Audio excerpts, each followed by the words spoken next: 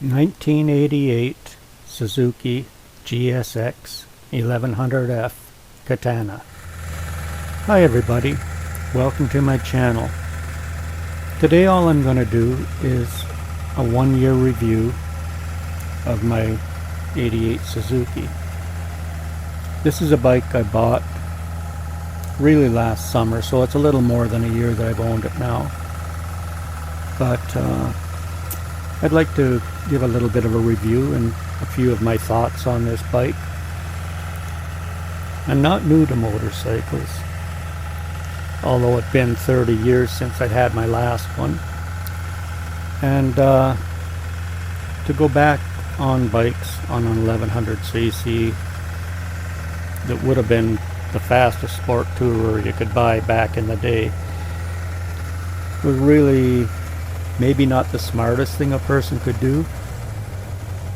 But my last bike was a 1983 Honda CB1100F that I bought brand new, and I had that for about 5 years, so I was fairly confident, even though a little hesitant. Now this bike, this 1988 Suzuki Katana, supposedly came brand new with 136 horsepower. Like I say, pretty good for back in the day. And the bike weighs about 600 pounds, give or take a few. There were two more 1100 Katanas in my area, both 88s with about half the kilometers of this one, but this one came with the hard case Suzuki Cruiser luggage, about a $1,500 option.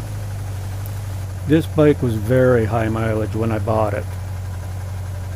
Well, compared to, I suppose, a lot of the bikes that you see used today. A lot of them are maybe 20 or 30,000 kilometers. This one was around 113,000 kilometers when I bought it. But Suzukis are pretty good bikes, and I've always known that. The main thing is how well they've been looked after. I'm probably about the 7th owner or 8th owner on this bike. It seemed like in the early days most of the owners kept the bike for about a year, maybe a year and a half. I'm assuming that's how long it took to lose their driver's licenses, probably, and they had to sell and just kind of let somebody else have the fun for a while. But the very last owner, the guy that I bought it from, was an older man, claimed it was his bike, although strangely enough the ownership was in his son's name, and his son did most of the riding on the bike. In any case, his son was, still probably 40 years old or so he wasn't a young guy anymore. Now, this bike ran like an absolute piece of garbage when I first bought it. And I tried riding it for a while and hoping that it'd start running better. The man that I bought it from said it had been about a year since it was ridden, so I figured the carbs just needed a bit of fresh gas in the bowls and maybe the jets had kind of cleaned themselves out or whatever. That wasn't the case. So I ran it over to Cycle Tech in Guelph.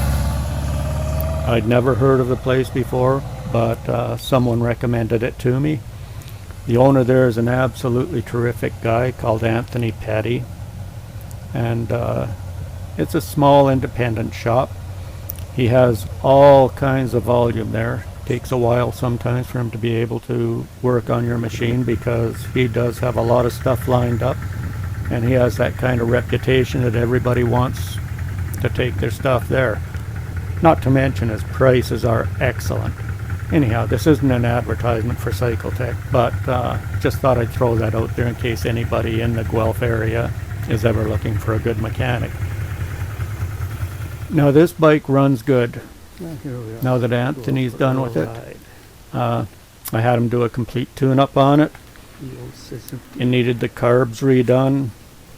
In fact, he said it looked like somebody had had the carbs off the bike.